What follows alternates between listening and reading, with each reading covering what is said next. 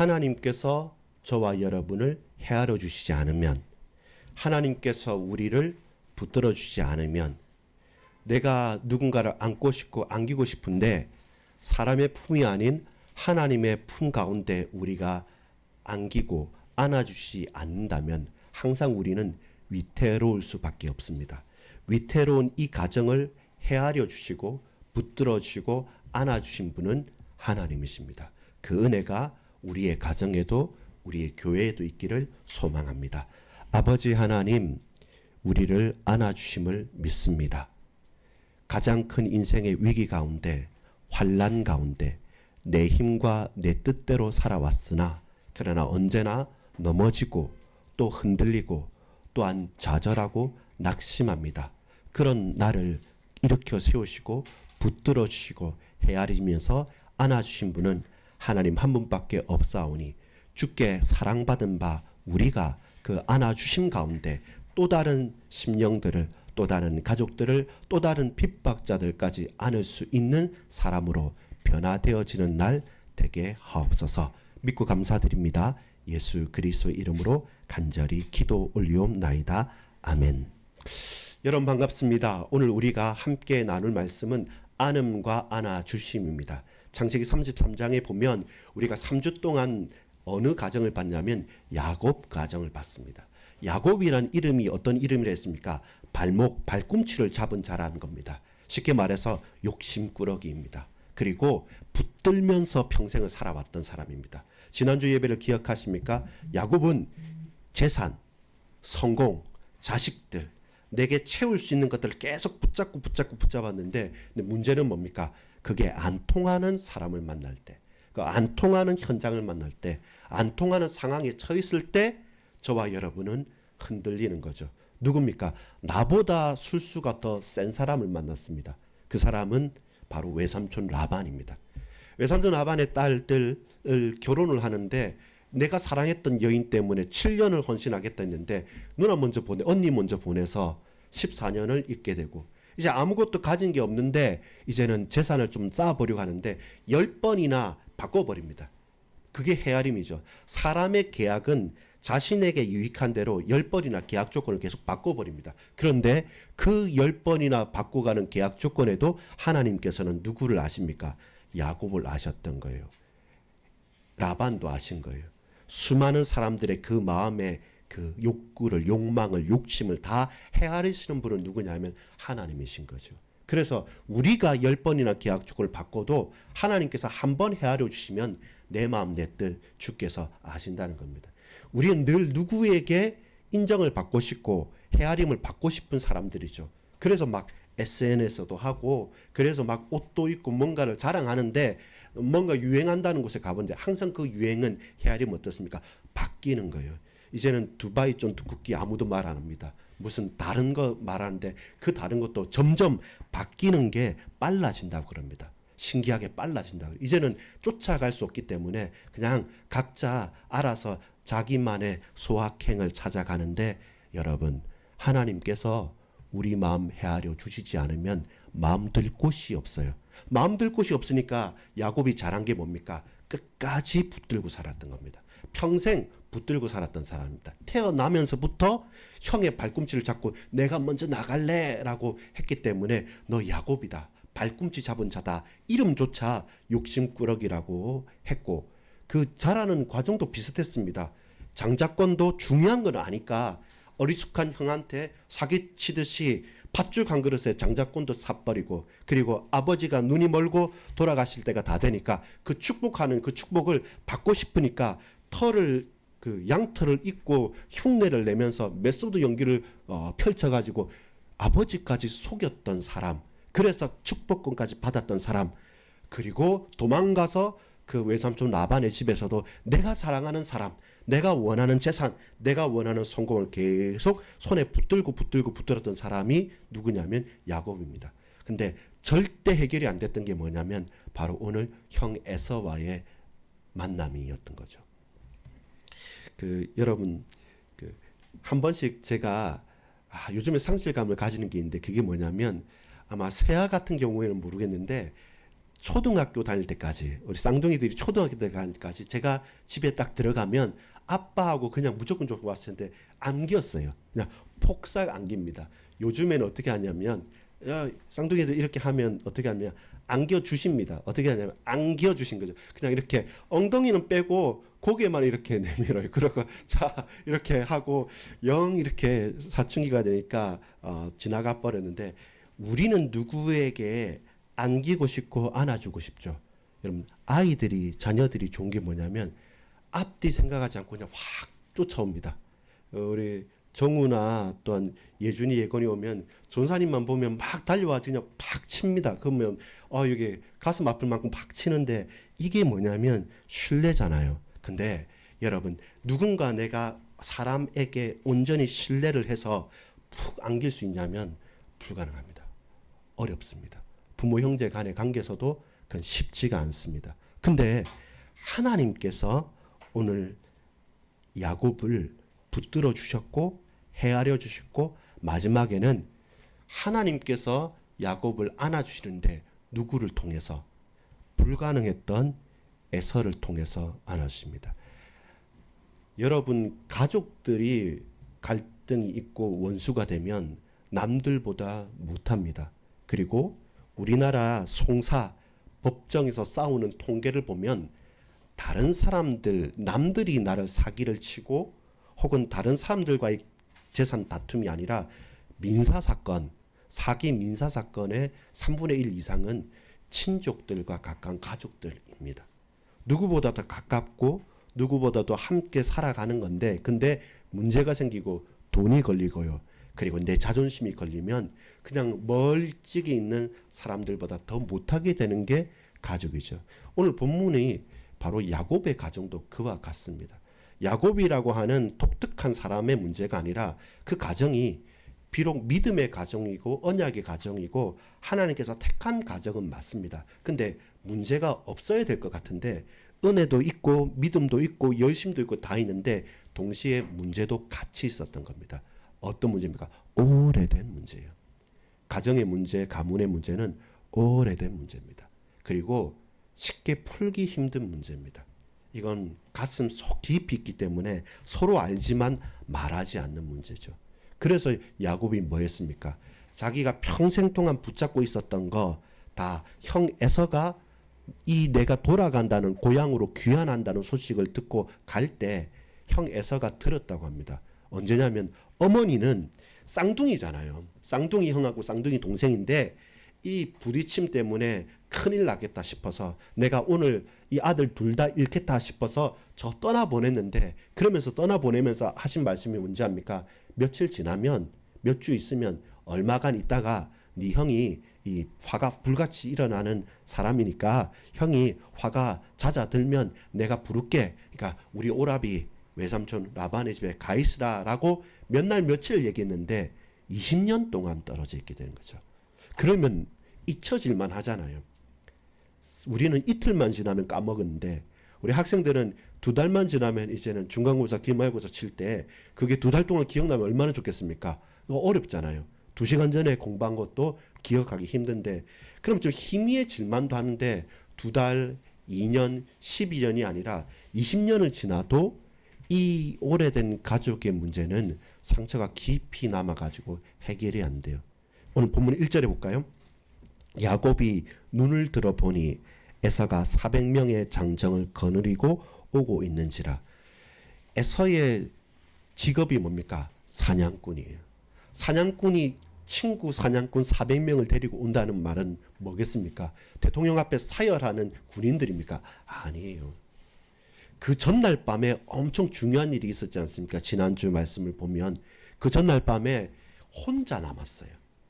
형 에서가 먼저 야곱이 쌍둥이 형 에서한테 내가 갑니다라는 말을 자기의 종들한테 정중하게 통보를 했어요. 이제 이 단순하게 야곱이 과거에 그냥 홀로 도망했던 야밤 도주했던 인물이 아니라 적어도 그 바단 아람 지역에서는 유지입니다. 대단한 거부가 됐단 말입니다. 성공을 확실하게 했어요. 그래서 이제는 거기에서 내 사업체하고 모든 걸 다 팔고 완전히 이주해야 될 거니까 그냥 쉽게 갈 수 있는 게 아니라서 먼저 내 고향 땅 가나안 땅으로 보내서 종들을 보내서 이 사전 작업을 한 겁니다. 근데 그 종들이 야곱에게 하는 말이 뭐냐면 형 에서가 당신을 맞이하려고 400명의 장정들하고 말 타고 오고 있습니다. 이렇게 말하니까 이 덜컥 겁이 나는 거죠. 그래서 야곱이 한 게 뭡니까? 이 사람 수완 좋은 사람입니다. 그래서 한 게 자신의 그 원래 워낙 많으니까 A팀, B팀에서 두 팀으로 나눠서 먼저 보냈는데 그걸 다시 세 개로 나눠요. 어떻게 나누냐면 세 대로 나눠 가지고 먼저 첫 번째 그 재산과 사람들한테는 첫 번째 갈 때 이거 우리의 주인이 하나님의 종 하나님께서 복 주신 에서에게 보내는 선물입니다. 그리고 또 두 번째 때도 그렇고 세 번째 때도 그렇고 마지막 야복강 앞에서는 뭐합니까? 이제는 재산 다 보내고 내가 의지했던 내 사랑하는 아내와 자식들까지도 다 먼저 강을 건너고 오로지 누구만 남았냐면 홀로 남았죠. 평생 욕심내면서 뭔가를 추구하고 붙잡았던 사람이 다 떠나보내고 나니까 남은 건 뭡니까? 나 혼자뿐이죠. 그때 깨닫는 거예요. 원래 내가 이 강을 건너올 때 혼자 왔던 거죠. 근데 돌이켜보니까 하나님께서 복 주시고 역사하셔서 내가 거부도 됐고 가족들도 꾸리고 20년 동안 그렇게 있다가 이제는 떠나야 될 때 떠나가는데 근데 하나도 희미해지지 않았던 거죠. 뭐가요? 상처가, 문제가, 고통이. 그렇게 밤새도록 씨름하다가 깨달은 게 있어요. 뭘요? 하나님께서 하나님의 사자가 씨름하면서 이제 내가 뭔가를 찾겠다가 아니라 내가 찾아도 찾을 수 없었기 때문에 당신이 나를 축복하지 않으면 내가 못 가겠습니다 라고 할 때 네 이름이 뭐냐라고 묻는 거죠. 야곱입니다. 저와 여러분이 누구냐 묻는 겁니다. 나 원래 욕심꾸러기고 나 원래 붙잡고 살아야 되고 나는 하나님보다 사람 앞에서 열심을 다해서 열심과 특심으로 살았던 사람입니다를 고백하게 만듭니다. 그때 말하죠. 더 이상 네 이름을 야곱이라 하지 말고 뭐라고 하라고 합니까? 이스라엘이라 해라. 하나님과 사람과 대면하여서 승리한 사람. 그리고 이 장소는 하나님을 보았지만 죽지 않고 생존했다. 살았다는 이 장소는 브니엘이 되고 너는 이스라엘이 되겠다. 이렇게 우리의 인생을 바꾼 거죠. 내가 붙잡았던 것을 낳으니까 하나님께서 우리를 붙잡아 주셔서 내 이름도 바꾸고 내 환경도 내 상황도 내가 사는 곳도 바꾸어 갑니다. 내가 너를 보았고 너는 나를 보았다. 너는 사람 앞에서든 하나님 앞에서든 승리하는 자가 이기는 자가 될 거다라고 이름을 바꾼 겁니다. 그 밤이 지났단 말입니다. 그 밤이 지나고 이제 갔으면 갑자기 400명이 아니라 40명만 데리고 옵니다. 아니면 당신의 형 에서가 홀로 옵니다. 이렇게 하면 안심이 될 건데 환경이 안 바뀌어요. 내 믿음도 바뀐 것 같고 내가 하나님께 은혜도 받은 것 같고 뭔가 우리 가정에 역사가 일어난 것 같은데 근데 현실은 아침에 눈 뜨고 보니까 그대로인 거죠. 그대로인 거죠.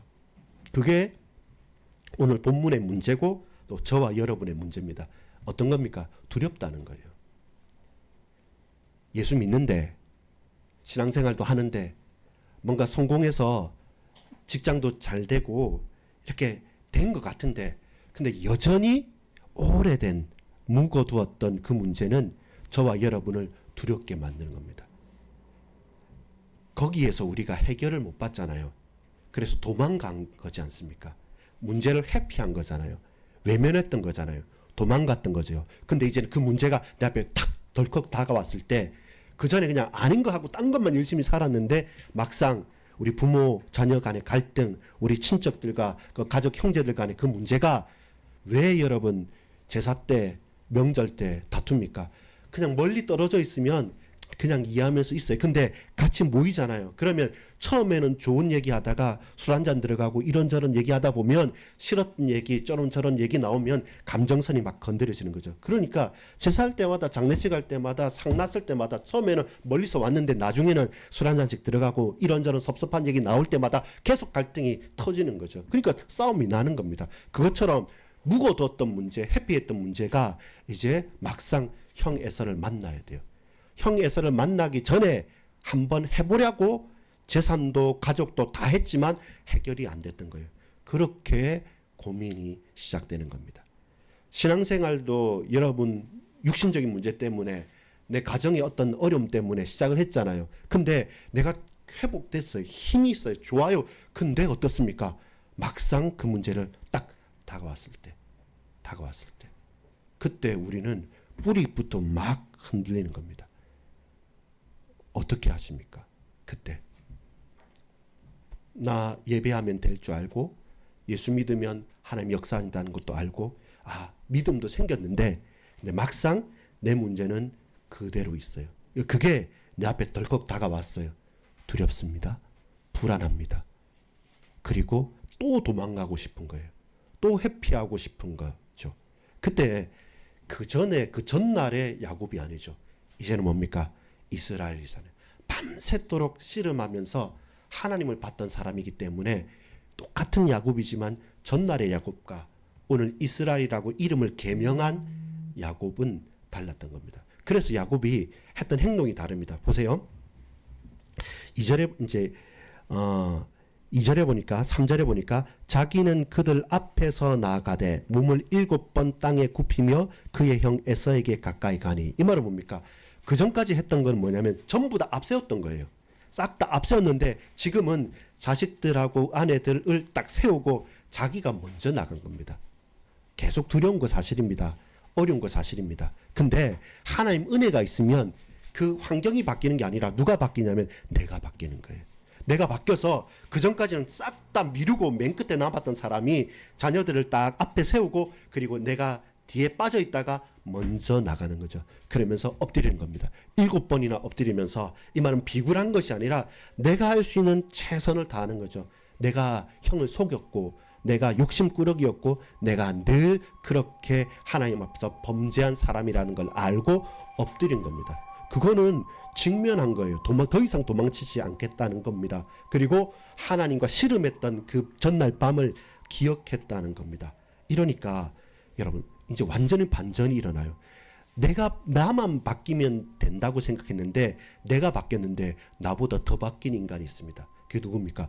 원수처럼 생각했고 400명을 딱 데리고 죽이려고 왔던 형 에서가 갑자기 은혜라는 게 어떤 거냐면 예기치 못한 겁니다. 받을 자격이 없는 사람이 받는 게 은혜입니다.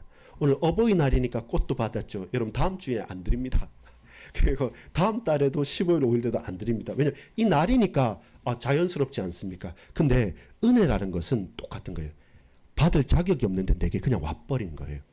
에서가 야곱을 보면서 뛰어온 거예요. 칼을 잡고 뛰어온 게 아니라 오늘 핵심이 되는 게 또한 4절인데요. 4절 한번 볼까요? 시작.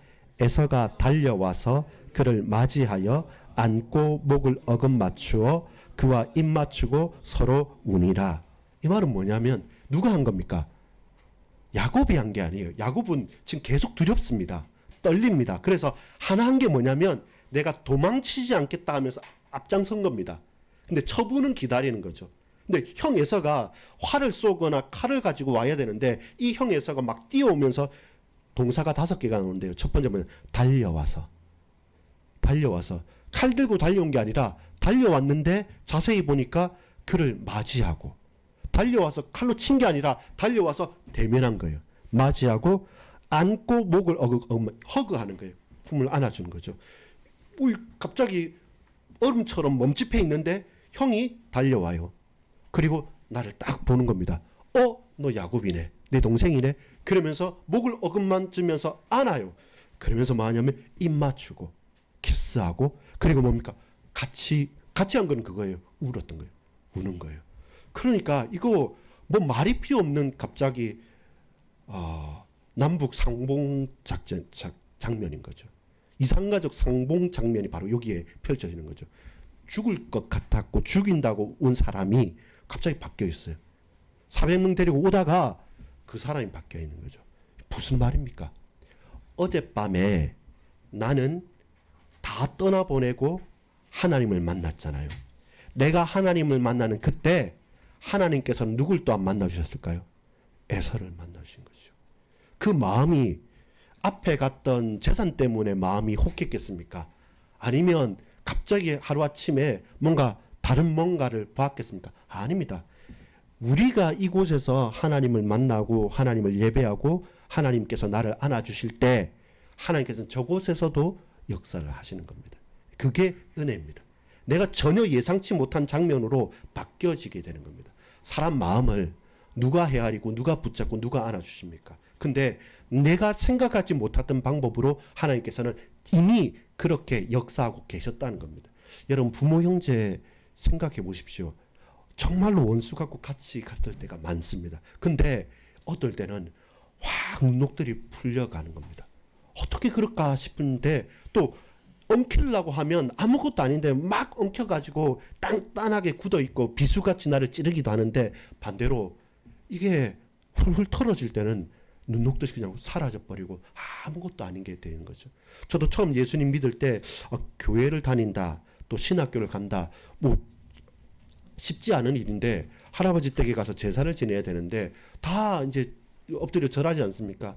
교회 혼자 다니면서 그 친구들한테 선생님한테 목사님한테 우상숭배하면 안 된다는 거 알고 절 안 하겠다고 하는데 나 장남이고 절해야 된다 이렇게 생각하는데 그게 늘 해서 그 전날에 그 할아버지 댁에 가서 먹는 음식도 체하고 그랬습니다. 근데 막 졸이면서 어째야 될까 하면서 기도 많이 하면서 아버지하고 할아버지한테 말씀을 드리는데 참 신기하게 어떤 일이냐면 종교에는 자유가 있지 이렇게 말씀하는 거죠.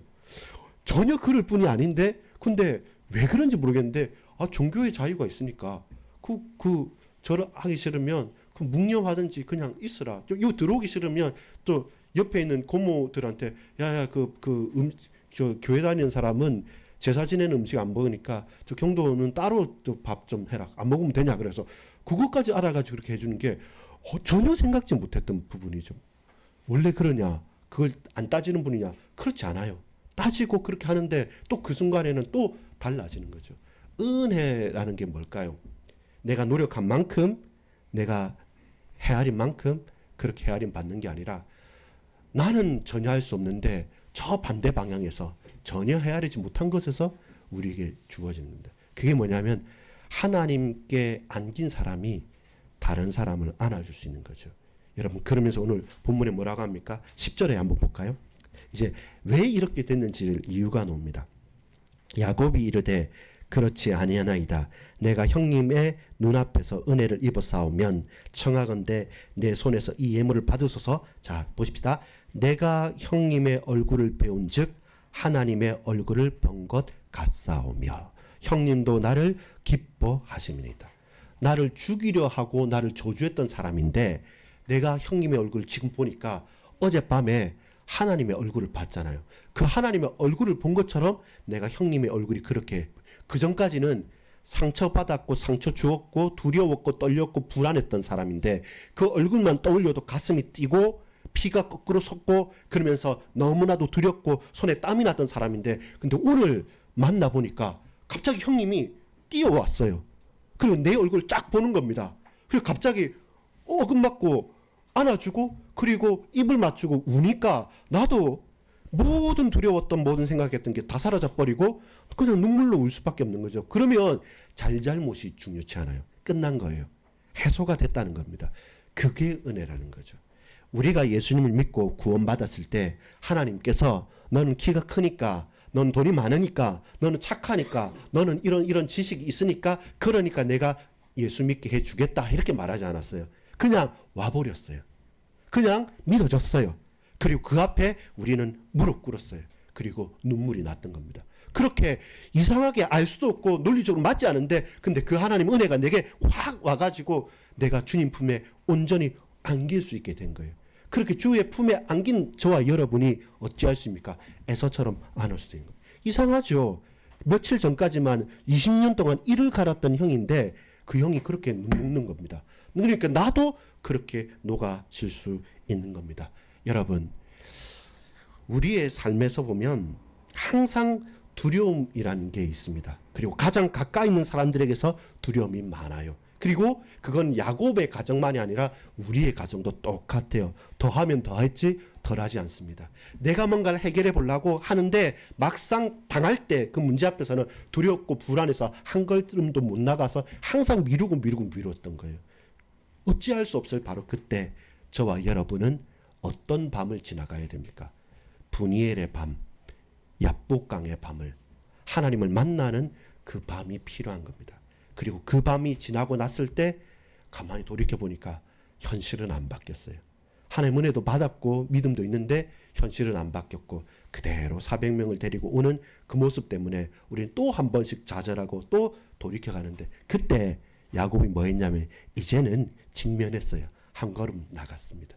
이제 그 자식들 재산 그 뒤에 숨지 않고 나갔는데 내가 예상치 못한 은혜를 받은 겁니다. 오늘 저와 여러분에게 그런 은혜가 필요합니다. 내가 열심히 노력하고 쟁취해가지고 얻는 은혜가 아니라 내가 상상할 수도 없고 내가 헤아릴 수도 없고 내가 붙들 수도 없는, 근데 단순히 내가 주님의 품에 안겼는데 주께서 나를 온전히 안아주시는 그 은혜, 그게 야곱의 얼굴에서, 에서의 얼굴에서 하나님의 얼굴을 본 겁니다.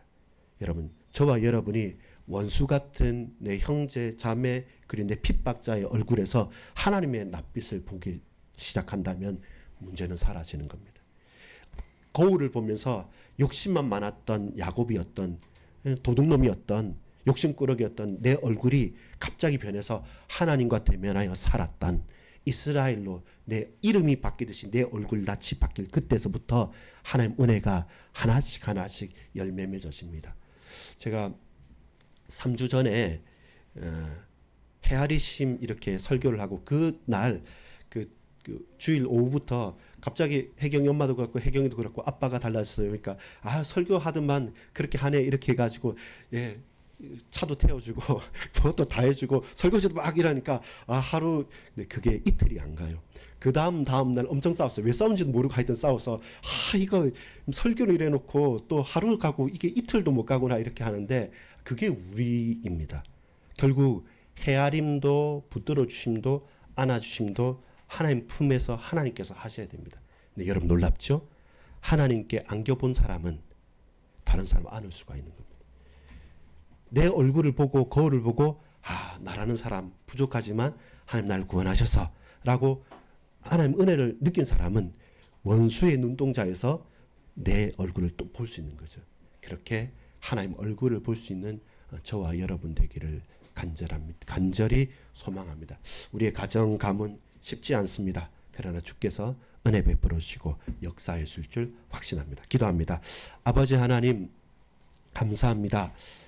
내가 안아야 되고 안겨야 된다고 생각했지만 결국 그 밤을 지났을 때 하나님께서 내 원수와 내가 해결할 수 없었던 그 근본적인 문제를 이미 해결하셨음을 믿습니다. 하나님 품에 안긴 자가 타인까지 원수까지 안을 수 있음을 알고 주님, 우리 거울을 보는 내 얼굴에서 원수를 보는 그 눈동자에서 하나님의 은혜를, 하나님의 얼굴을 배울 수 있는 은혜가 흘러넘칠 수 있도록 특별히 이번 5월 또한 이번 한 주 우리 자녀들과 후대들과 형제 자매와 부모와 온 가정과 가문을 놓고 하나님께서 이들을 헤아려 주옵소서, 나를 헤아려 주옵소서, 이들을 붙들어 주옵소서, 나를 붙들어 주옵소서, 나와 이들을 안아주실 때 나 또한 하나님께 안김으로 말미암아 다른 모든 형제 자매들까지 안을 수 있는 영적인 축복이 넘치게 하여 주옵소서. 구주 예수 그리스도 이름으로 간절히 기도 올리옵나이다.